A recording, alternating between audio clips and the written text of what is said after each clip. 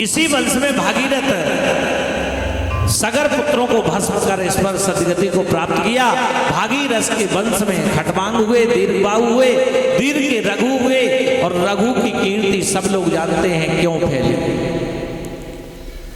रघु के पिताजी जो थे,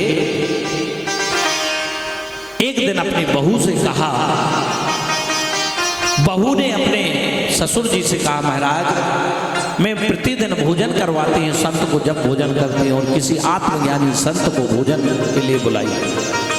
जैसे ही आत्मज्ञानी की बात हुई तो उनके पिताजी इतने प्रसन्न हुए कि आज मेरे घर का तरण तारण हो गया। ऐसी बहू आई और अपने प्राणों को छोड़ दिया।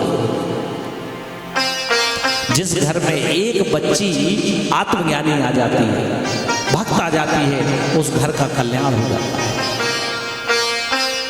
इसलिए भाइयों बहनों माताओं, अपने बच्चों की भक्ति को प्रदान करें। राजा ने पुत्र के स्त्री महाराज दशरथ, उन्हीं के महाराज दशरथ, रघु के पिताजी ने केवल ये सुना कि मेरे यहां भक्त बहू आई है। अब रघु का नाम पहले तो ये सूर्यवंश था, लेकिन आज भी सभी लोग कहते हैं कि रघुकुल रीत सदा चली आई, और प्राण जाए पर बचन न जाए।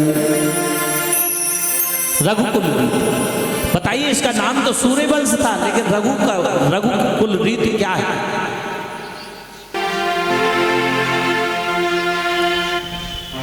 तो एक दिन की बात है कि रघु की जो पत्नी थी, रघु की पत्नी प्रतिदिन जब तक संत को भोजन ना करवा ले, जब तक घर में कोई भोजन नहीं करता था।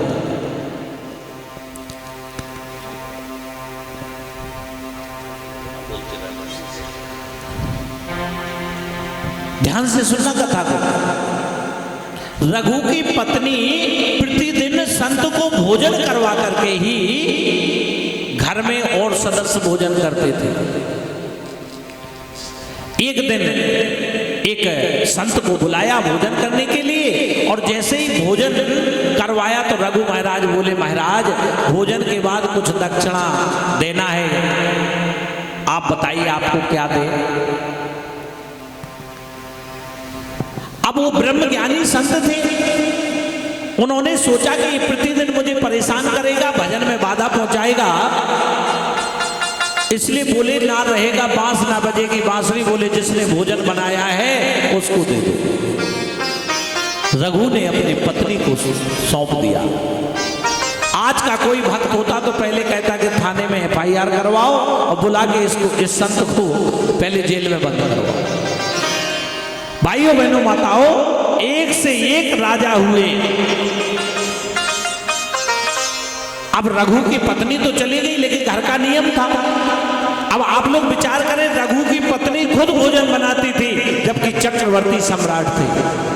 आजकल हमारे पास थोड़ा भी पैसा हो जाता है तो भोजन बनाने के लिए भी हम नौकरानी रख लेते हैं। भाइयों बहनों माताओं, विचार करिए, सीता मां खुद रसोई बनाती थी। सारे काम करवाएं आप, लेकिन रसोई तो खुद तैयार करनी चाहिए। दूसरे दिन महाराज रघु ने अपने हाथ से भोजन बनाया, संत को बुलाया, भोजन करवाया। बोले महाराज दक्षिणा में, बोले अब क्या देगा? तेरी पत्नी तो मेरे आश्रम पे झाड़ू पोछा कर रही है। बोले नहीं महाराज, आप जो मांगोगे। बोले अगर देना चाहता है, उन्होंने सोचा ये कल फिर बुलाएगा। बोले देना चाहता है तो अपनी दोनों आंखें दे दे। रघु ने तुरंत अपनी कटार निकाली और जैसे ही आंखों में लगाने लगे, तुरंत वो तो भगवान विष्णु थे, प्रकट हो गए। बोले आज से ये वंश सूर्य वंश नहीं रघु वंश कहलाएगा। रघुकुल रीत सदा चलाई, प्राण जाए पर वचन न जाए।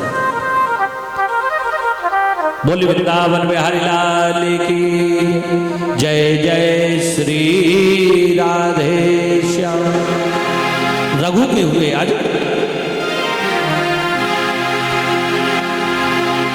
जिसके हृदय में राम नाम बंद हो, सभी लोग तालियों की सेवा के साथ। जिसके हृदय में राम नाम बंद हो, उसने हर घड़ी आनंद ही आनंद हो। जिसके हृदय में राम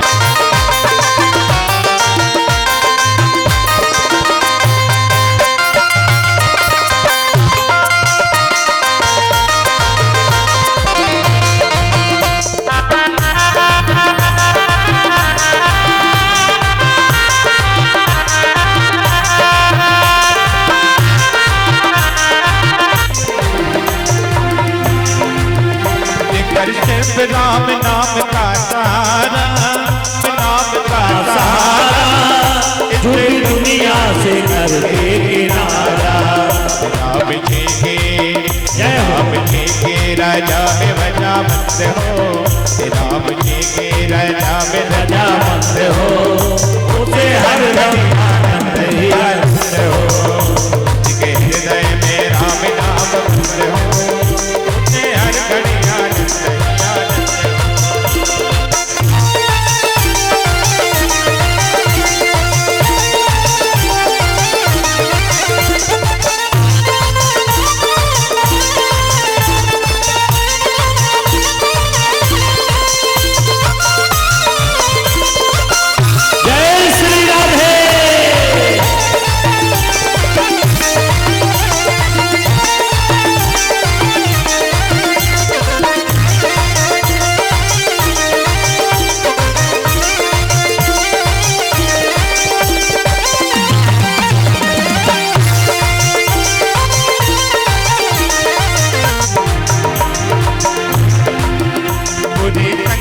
की रंगत से दूर रहे, निंदा चुगली का मेरा किसी करे।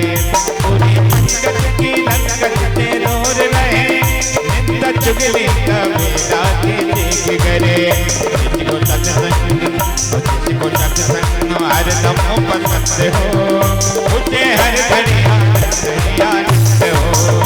जिसके हृदय में राम नाम बंद हो, उसे हर घड़ी आनंद ही आनंद हो।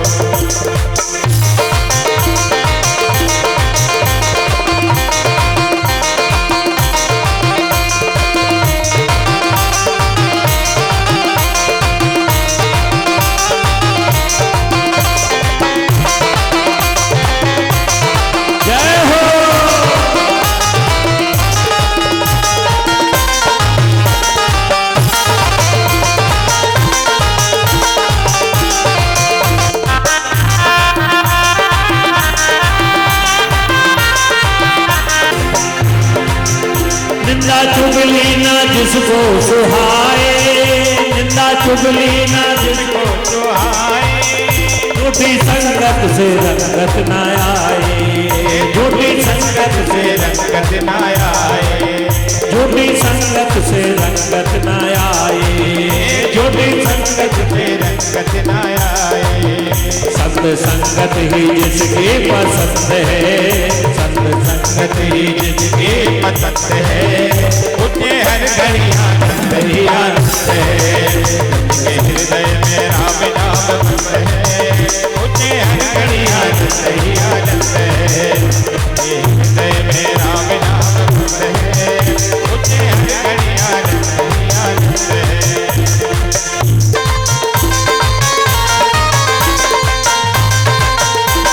तालियों की सेवा जरूर करें, तालियों की सेवा।